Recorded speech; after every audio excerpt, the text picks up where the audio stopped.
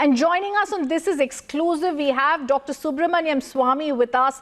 Dr. Swamy, if you can hear me, he's a former cabinet minister, 6-time MP, someone who's a noted personality and always calls a spade a spade. Dr. Swamy, as we welcome you on the show, the first question to you when we talk about the debate on UCC, we all know it's a directive principle, Article 44, sir. But why are there certain elements in India that continue to say UCC, One India, One Law, should not be a reality? Well, they can say because they don't want it, but the question is that the Union of India, that is the central government, is bound by the Constitution to implement it. Article 37, which precedes 44, says so. You know, I as an individual cannot go to court and say my fundamental rights are affected if there is a difference between Muslims and Hindus in marriage. But I can't do that under the Constitution because this is in a separate chapter called Directive Principles. And directive to whom? To the government. These are the things you have to implement. And one of them is Article 44, which requires the state to implement Uniform Civil Code. And there's nothing to stop it. Now, states may make statements that only contributes to the atmosphere, but the states can't do it. There's no provision in the Constitution for the states to implement it. It has to be the center, and it has been a part of the BJP manifesto for a very long time. Before that, the Jansangh manifesto. So I think the central government should implement it immediately. Yes. Dr. Swamy, the Supreme Court several times has declared many times Islamic terms such as Shariat, Fatwa have no bearing in this country. Vested interests keep whipping up these passions to stop acceptance of the Uniform Civil Code. Yes, of course, but you know, to the credit of the Supreme Court, how many times they have asked the Union of India, the Solicitor General and the Attorney General, when are you going to bring Uniform Civil Code? Because that's a directive from the Constitution for you. And they say, no, we are considering, that's how it has been going on. So the Supreme Court has numerous examples of having said Uniform Civil Code is mandatory for the government to implement, and there should be no delay. So I don't think there is any problem anywhere else except the government's decision to declare that the Uniform Civil Code is coming from January 1, 2023, then it will get implemented.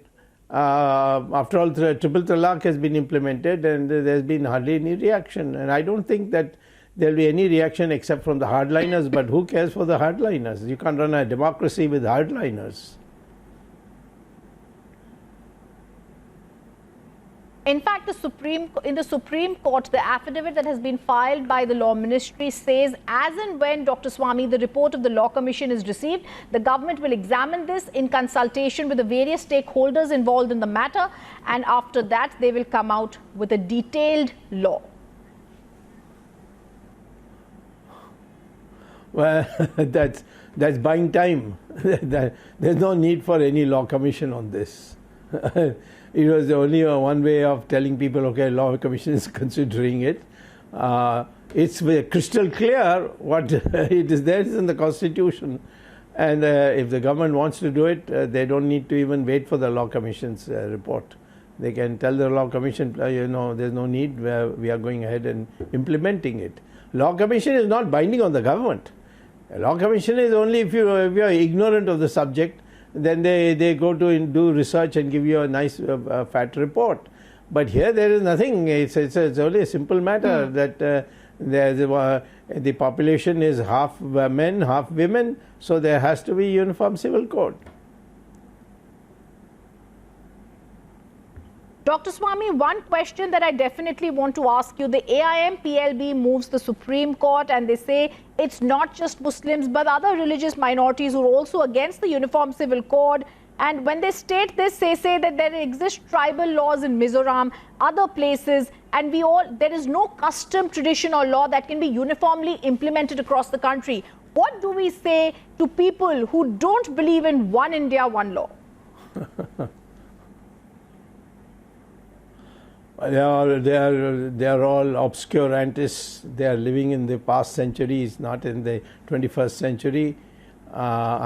This is not a religious matter. This is a matter of the fact that marriage is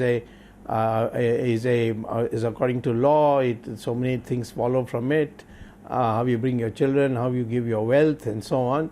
So therefore, the question arises that when they are only, as I repeatedly saying, that when there are 50% men and 50% women, the marriage has to be one woman, one man.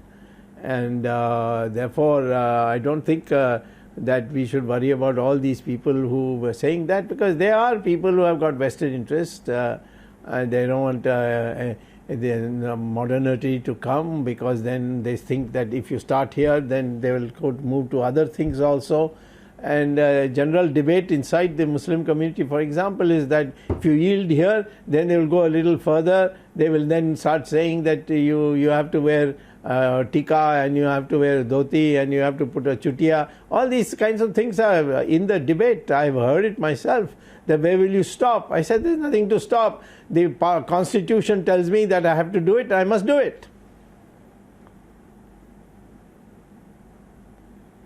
Absolutely. I have two more questions for you, Dr. Swamy. One, of course, being that it's common marriage, divorce, adoption, succession and maintenance laws that will be very critical to see in the UCC. So why is it, you've said this thing earlier also, Hindus get married, one man, one wife, but in Muslims they can be one man, several wives. Isn't this something that's also needed for women, whether it comes to their rights as wives, or whether it comes to marriage laws, or whether it comes to their succession rights? Yes, absolutely. I mean, the sufferers of these kinds of inequalities is women. They don't have any rights, and they can be even. I mean, you can take this one step forward and say that talaq, talaq, talaq. A woman cannot tell her husband talaq, talaq, talaq, but the man can tell. He can get rid of any time his wife and just kick her out of the door and shut the door. So these are all out of date methods, you see, and I think we should not give any much attention to them. We say that the Constitution says this, and you are bound by the Constitution. It's in there in the directive principles. It is a fundamental right for the government, not for the individual, that they must implement it. So rather than worrying about what these people say, I would say the ball is in the government's court, and the government must deliver, because, and especially the present BJP government, because we have put it in our manifesto over and over again. So now let's implement it. I want to ask you one question more, Dr. Swamy. The Article 44 has been put in the Constitution. B.R. Ambedkar has clearly spoken about it. We've also seen Vivekananda speak about it. Sardar Vallabhbhai Patel was very clear. There needs to be one nation, one law as well. You've gone into the history of it. When our forefathers believed this should be a reality, what stops all communities in India from coming together, collecting and saying it's a part of the Constitution, and we all do believe that there should be one law in India? All Indians, I would say, if you took a poll, you will find that 95% of the Indians would be wanting it. It's only the clerics, fanatics, and those who want to keep the identity of a particular community separate from the mainstream, that you have these kinds of objections. I think we overestimate them. We give them too much importance. We should say this is a requirement of the Constitution and we're going to implement it. Or you bring an amendment and try and get it removed. It's very difficult to remove it from the directive principles. It requires more than 2/3 even to consider removing it. So I think the fault is ours, that we care too much about who's saying what and so on. And I don't think that in the elections it will be adversely affecting any nationalist party at all.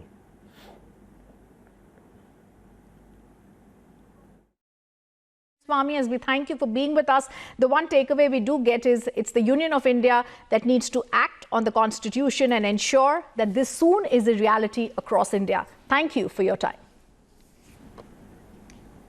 That's right. Yeah. Bye.